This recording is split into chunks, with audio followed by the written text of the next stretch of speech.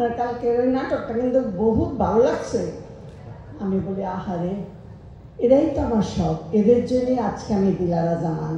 আর এদের এই ভালোবাসার জন্যে, তোমাদের সবার ভালোবাসার জন্যে আমি আমেরিকা থেকে চলে এসেছি। আমার মেয়েরা আমাকে নিয়ে গেছিল, কিন্তু ওখানে আমার মন টিকে না। আমার এই মাটি, এই মানুষ, তোমাদের ভালোবাসা, এগুলোর জন্য কানতে কানতে আমার মেডিকেল ফ্রি, বুড়োদের যে নিশ্চয়তা, সব ফেলে চলে এসেছি। আমাদের শিল্পীদের জীবনের কিছু এই যে প্রাপ্তি, এটাই প্রাপ্তি, অন্য আর প্রাপ্তি নেই। আমরা কালকে কি খাবো, দিন মজুরের মতনই আমি বলি, কামলা, যেদিন কাজ সেদিন পয়সা, যেদিন কাজ নাই পয়সা নেই। আমি সম্মান রেখেই শিল্পীদের প্রতি, যে কোনো শিল্পী বলুন, কণ্ঠশিল্পী বলুন, অভিনয় শিল্পী বলুন, সবার কথাই বলছি, আমরা যারা চরিত্র করি আমাদের অবস্থাই এক। নায়ক নায়িকা বা উঁচু স্তরের, এখানে ফেরদৌস ওয়াহিদ ভাই আছে, তার কথা বলছি না।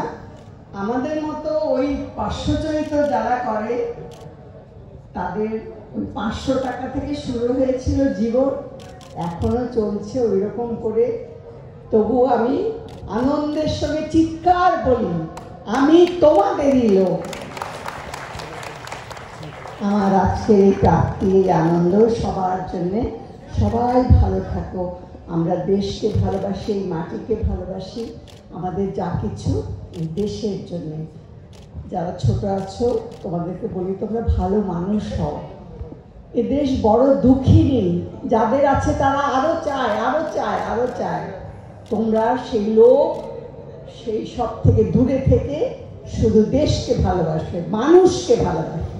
ধন্যবাদ সবাইকে আজকে আমাকে এত বড় একটা সম্মান দেওয়ার জন্য। আমি এর উপযুক্ত না, তারপরেও তোমরা যে আমাকে এভাবে ডেকেছ সবার মাঝে। আমি বেশি চলাফেরা করতে পারি না, বসতে পারি না অনেকক্ষণ, কোমরে ব্যথা, তারপরেও বলি যে ওরা আমাকে ডেকেছে, আমি যাব। ধন্যবাদ সবাই।